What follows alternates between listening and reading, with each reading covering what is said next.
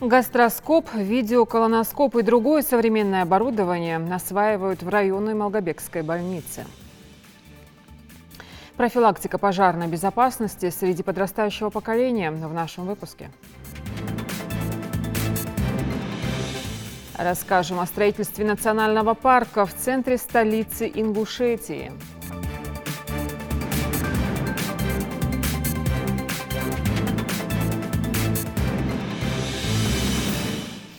Это новости 24. Здравствуйте. Новые возможности в диагностировании и лечении заболеваний желудочно-кишечного тракта и сердечно-сосудистой системы. В районную больницу Малгобека завезли современное оборудование в рамках проекта здравоохранения и его подпрограмм. Обновляется и материально-техническая база детских поликлиник. Тамара Хашагульгова об этом.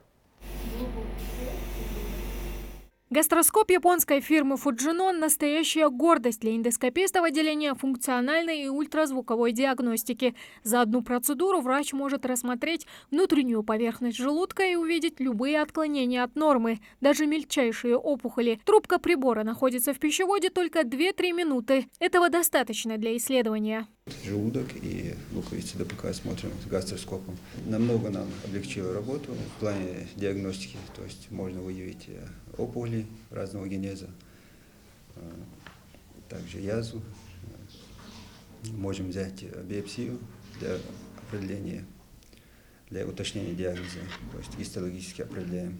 Удобство и практичность эндоскопа успели оценить не только врачи, но и пациенты. К примеру, Мадина Бокова – нередкий гость в диагностическом отделении. Она страдает панкреатитом уже 3 года, а значит, ей есть чем сравнить. Все абсолютно безболезненно и быстро, признается женщина. 3 года назад меня направили сюда. Было очень тяжело.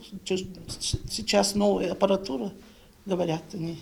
И легко, очень легко мне было провести вот это обследование с новой аппаратурой. Еще одна новинка в отделении – видеоколоноскоп, который появился здесь еще в октябре. Без него врачи-эндоскописты были, что называется, без рук. Больных из Малгобекского района приходилось направлять аж в Назрань. Обновляют техническую базу больницы и для борьбы с сердечно-сосудистыми заболеваниями. Для этого теперь здесь есть 2 аппарата искусственной вентиляции легких швейцарской фирмы «Гамильтон». Компактные с виду, их можно использовать практически в любых условиях.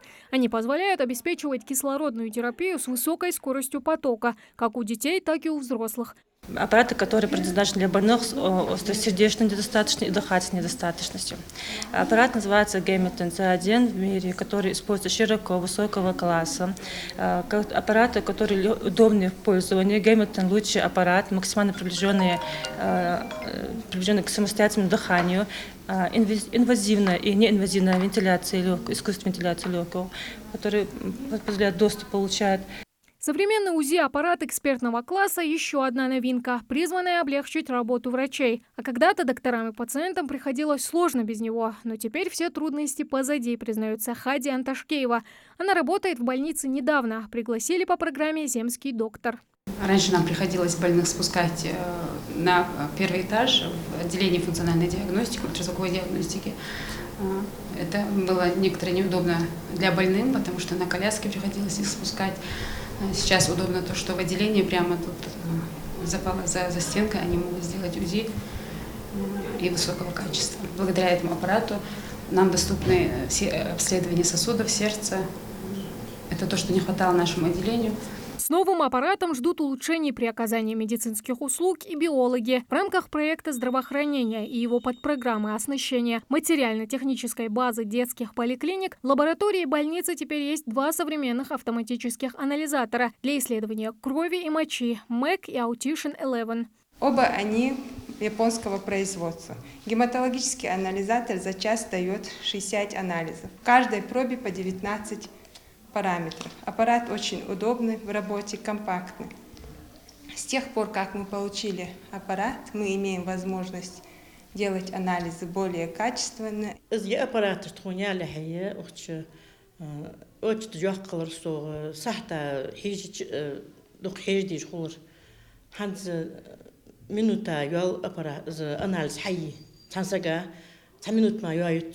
Вывести медицину республики на новый уровень, а значит, на порядок снизить смертность населения. Главная цель нацпроекта – здравоохранение. Но с новым оборудованием сделать это куда проще. Тамара Хашагульгова, Джамалил Тамасханов, Новости 24. Правильное обращение с огнем, верная эксплуатация газового оборудования. Инструкция все та же – осторожность. В зимний период усиливаются риски возникновения пожароопасных ситуаций. Учитывая это, сотрудники МЧС регулярно выезжают в общеобразовательные учреждения региона и проводят профилактические беседы с молодежью. Идрис Ижиев прислушался. Только за последние несколько месяцев на территории республики было зафиксировано порядка 20 пожаров. Дома, бараки и даже одна заправка. Зачастую причина пожара случается из-за халатности людей или же простого незнания правил поведения при возникновении возгорания. Сотрудники МЧС все чаще проводят мероприятия с целью оповестить население об этой проблеме. Сегодня спасатели решили провести профилактическую беседу со школьниками Центра образования города Магаз.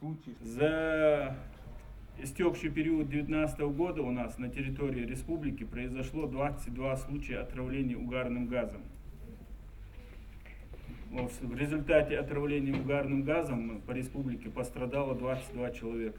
Очень сложно бороться с невидимой угрозой, ведь угарный газ нельзя почувствовать, и самый лучший способ бороться с ним – это осторожность и внимательность. Основная причина отравления угарным газом – это некачественное газовое оборудование, установленное с нарушением техники безопасности. Очень важно предупредить и взрослых, и детей именно сейчас, ведь отопительный сезон в самом разгаре. Еще одна немаловажная проблема – это пиротехника, ведь безопасность напрямую зависит от ее качества.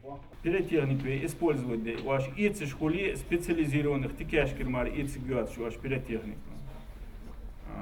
Вахкова сагихи ваш использовать сидердове из баунедер тенож машинеж кайол юагажа хамихи юат чмети использовать дерды. Фейерверк вообще юага жол, тенож тихир, машины, стоянка, нах вот цуихиры в радиусе 100 метров хамхалищахчан, ваш фейерверк использовать для школы.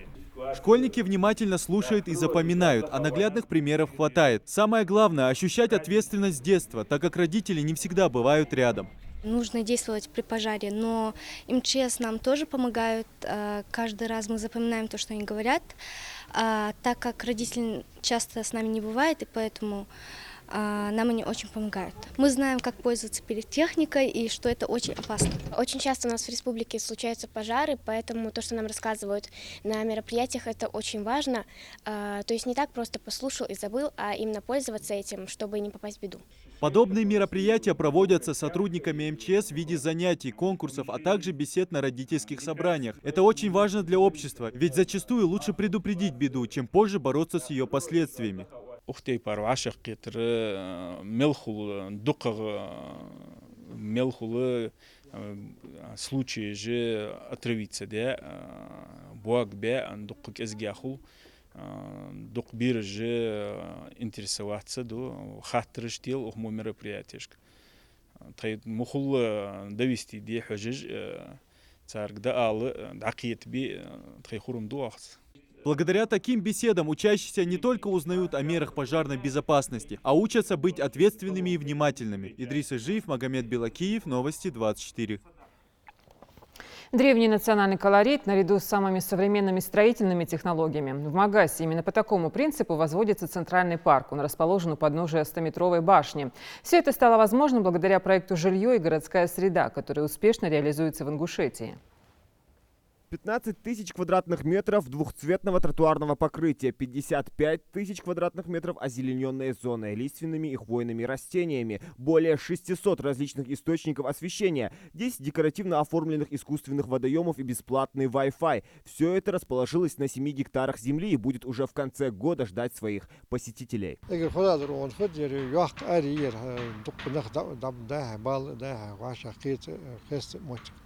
Парк уже становится заметным украшением зоны вокруг главной достопримечательности города – башни Согласия и излюбленным местом проведения досуга горожан. Он будет оформлен в национальном стиле с учетом самобытности и характерных элементов ингушской культуры. Словом, все выдержано и со вкусом. Мы исходили из того, что эта часть территории прилегает к башне, которая является представляют собой древнеингушскую башню, увеличенную в несколько раз. И, соответственно, хотелось бы подчеркнуть нашу идентичность, нашу принадлежность. Несмотря на то, что мы здесь реализовываем современные какие-то мероприятия, внедряем и живем мы в современном мире, но все равно очень важно не потерять себя. Не забыли учесть и современные технологии. Магаз – один из городов, который участвует во всероссийском конкурсе «Умный город». В рамках «Умного города» мы планируем здесь поставить малые архитектурные формы современные. Это будет и скамейки с подогревом, и фонари освещения будут энергоэффективные. Также будет вся эта территория обеспечена бесплатной сетью Wi-Fi. Будет здесь также обеспечено круглосуточное видеонаблюдение. Строительство парка началось еще летом. За этот короткий срок они проделали масштабную работу. Участвовало в постройке около 50 рабочих и 20 единиц специализированной техники. Бюджет составил 85 миллионов рублей.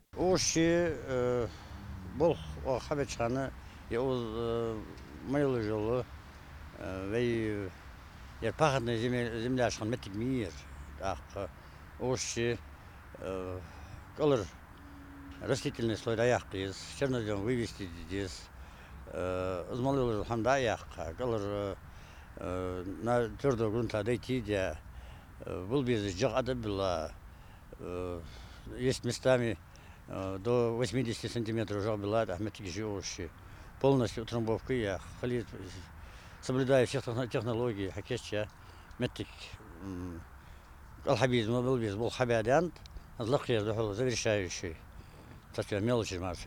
Выделенные средства были собраны с разных проектов. 30 миллионов рублей они выиграли на всероссийском конкурсе «Малые города и исторические поселения», а остальная сумма собиралась из муниципального бюджета и нацпроекта «Городская комфортная среда». Новый парк занимает периметр башни Согласия по окружности и находится в центре административных зданий и жилых домов. Выбор геолокации был не случайным. Непосредственно перед участием в конкурсе мы должны были по условиям конкурса провести опрос жителей и выбрать территорию именно в соответствии с пожеланиями жителей города.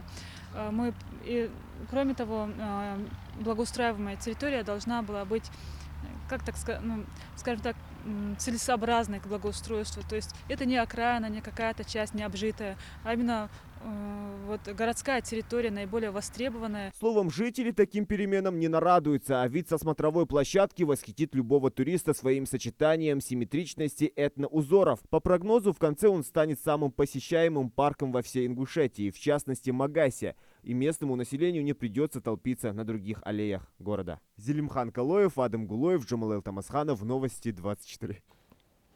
В 2020 году россиянам придется отдыхать. Ожидаются 8 коротких рабочих недель. Сокращенные рабочие недели приходятся на январь, февраль, март, апрель, май, июнь и ноябрь. Что же касается последней недели уходящего года, то в ведомстве напомнили, она и первая неделя 2020 будут двухдневными. На последней неделе 2019 россияне выйдут на работу 30 и 31 декабря. Первый рабочий день в следующем году выпадает на четверг, 9 января, и продлится до пятницы, 10 января. Впрочем, многие регионы, в том числе Ингушетия, уже сообщили о том, что 31 декабря является нерабочим днем. Были и такие, которые предлагали сделать нерабочим 31 декабря только для женщин, чтобы они успели накрыть новогодний стол. Настоящий новогодний праздник устроили для детей студенты гуманитарного колледжа. Они подготовили выступления для воспитанников коррекционной школы. Разбавили таким образом их учебные будни и вручили всем подарки от Дедушки Мороза. Репортаж Хавы Гагиевой.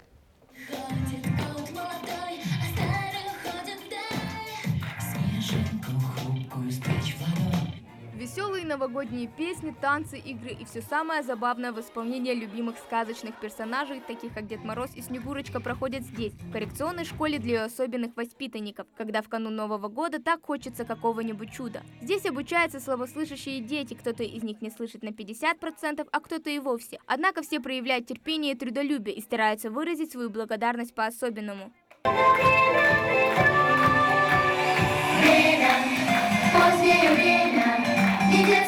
Сегодня к нам приехали гости из колледжа, привезли нам подарки и устроили праздник, нам очень понравилось. Праздник организовали студенты гуманитарного колледжа. Ребята признаются, что мероприятие подобного рода стало доброй традицией, без которой они уже не могут представить свою студенческую жизнь. Из года в год студенты наполняют праздник интересными представлениями, а главное, делают это при помощи языков жестов. Дети всей земли, если ваши сны мир наш изменить смогли. Бывало, что получалось и не получалось, но мы усердно старались, работали. И смотря на то, что мы очень усердно работали, мы добились того результата, чего мы хотели. Надеемся, что детям очень понравилось, и мы смогли украсть их праздник. По словам педагогов, детям нужно помогать чувствовать себя нужными. Любое внимание для них стоит многого. Здесь не пытаются поменять детей. Учителя подстраиваются под них сами, ведь каждый из детей по-своему уникален. Они также поют, также пляшут, также танцуют. Все это у них тоже развито. Единственное, что они только не слышат. И вот дети с колледжа приходят на жестовом языке, им поют, стихи читают. Они очень рады, что есть такие же еще, которые знают, которые могут с ними общаться на таком языке. Учитель в коррекционной школе не та работа, о которой можно забыть, придя вечером домой. Это постоянный творческий процесс, постоянный поиск того, что может завлечь детей. А все неудачи и радости учеников пропускаешь через себя. Это обыкновенные дети, которые любят и пошалить, и пошутить, и разыгрывают нас порой. Любят подарки. Вот приехал сегодня в колледж, да, с концертной программой. Большое спасибо им. Каждый год они радуют наших детей. После праздничного концерта наступает самый долгожданный момент для детишек. Это новогодние подарки. Все со счастливыми глазами ожидают свои презенты. Очередь сейчас не имеет значения, ведь без сладостей никто не останется. В школе дети проходят лечение по коррекции в развитии как на уроках, так и в трудовой подготовке. Разнообразие учебной программы такими веселыми впечатлениями и моментами для детишек только в плюс. Сегодняшний праздник – это не просто добрый жест, а пример, который должен быть заразителен. Хава Гагиева, Магомед Белакиев, Новости 24. Завершился детский турнир шахматной лиги Северокавказского федерального округа. Проект под названием «Мосты дружбы» объединил десятки юных шахматистов в борьбе за право лучшего интеллектуального игрока. Поединки умов проходили под пристальным взглядом российского гроссмейстера Эрнеста Инаркиева и Игоря Бородачева, руководителя программы фонда Тимченко. Харун Аздоев расскажет подробно. Вот и наступила развязка спортивной интриги второго тура шахматной лиги СКФО, в полуфинал которого вышли сразу 4 команды от каждого региона, участвующего в соревнованиях. Шахматная Ингушетия во второй раз распахнула свои двери для проведения турнира шахматной лиги СКФО, который прошел в уютной и соответствующей названию проекта, в рамках которой состоялось состязание обстановки «Мосты дружбы». Проект предполагает долгосрочное сотрудничество в сфере популяризации и развития шахмат на Северном Кавказе. Большой шахматный марафон проходил в течение 4 дней, в котором приняли участие 60 игроков. Статус турнира в первую очередь определяет состав участников соревнований. И одной из самых именитых шахматисток этих интеллектуальных сражений была Лиана Цамалаидзе, чемпионка мира по быстрым шахматам среди детей, состоявшегося в Армении этого года. Шахматами я уже занимаюсь 7 лет, участвую в различных турнирах. Была даже на первенстве мира и победила. Я хочу поблагодарить Ингушетию за организацию таких турниров. Мы больше развиваемся, и мне очень нравится принимать участие в таких турнирах. Рейтинг игрока и предыдущие турнирные достижения позволили нескольким десяткам юных шахматистам принять участие в соревнованиях для детей с усиленной подготовкой. Неудивительно, что за право выхода в финал командам из Дагестана и Чечни пришлось переиграть командный матч, поскольку отведенное время победитель так и не определился, а очки обе сборные набрали поровну. Две команды сыграли между собой в ничью, и пришлось им выяснять, кто из них должен выйти, одним словом, в финал. И поэтому мы сыграли блиц, очень быстрые шахматы, да, и определился победитель, финалист из этих двух команд, Дагестан и Чечня. И Дагестан 4-0 выиграл у Чечни, да. За финальными встречами следили российский гроссмейстер Эрнеста Инаркиев и Игорь Бородачев, руководитель программы фонда Тимченко, при поддержке которого был организован второй этап шахматной лиги СКФО. Звание чемпионов турнира завоевала команда Северной Осетии. Второе место досталось сборной из Дагестана. Игроки команды «Магаз» уверенно расположились на 3-м месте, обыграв шахматистов из Чечни. Наши шахматисты показали достойный результат, продемонстрировав высокий уровень подготовки и игры, улучшив результат предыдущего этапа. Это, по-моему, хороший результат, потому что раньше мы вообще не смогли в финал попасть. У нас уже есть прогресс какой-то, и 3-е место – это достаточно хороший результат. Этот турнир был для меня подготовкой к российским соревнованиям, так что я надеюсь, что там тоже покажу хороший результат. Для тех, кто не смог пройти в основной финал, организаторы провели финал утешительного блиц-турнира. Дополнительной мотивацией для юных шахматистов стало присутствие чемпиона Европы Эрнеста Инаркиева, который отметил значимость проведения подобных соревнований для популяризации шахмат в регионе. В этом турнире объединены сразу два очень важных момента. Один момент – это начало сотрудничества фонда Тимченко и спортклуба Ади Ахмат. Здесь открылся дополнительный шахматный класс вот на 2-м этаже в соседнем здании, где сегодня состоялись полуфиналы и финалы. Этот класс был оборудован благодаря фонду Тимченко, и в дальнейшем планируется такое более тесное сотрудничество. Это для них пробный шаг, они еще до этого с какими-то клубами очень мало с кем сотрудничали, поэтому то, что они решили с Ингушетией сотрудничать, это очень серьезный такой уровень доверия и серьезная ответственность. Награждались не только победители и призеры, но и все шахматисты поощрительными и памятными призами. Никто без подарка не ушел. И этот турнир запомнился каждому участнику как праздничное событие на долгие годы. Харун Аздоев, Магомед Шаухалов, Новости 24. Открытый турнир Северокавказского федерального округа по настольному теннису среди незрячих и слабовидящих прошел в Назране. Об особенностях этой игры и успехах спортсменов в репортаже Идриса Ижиева.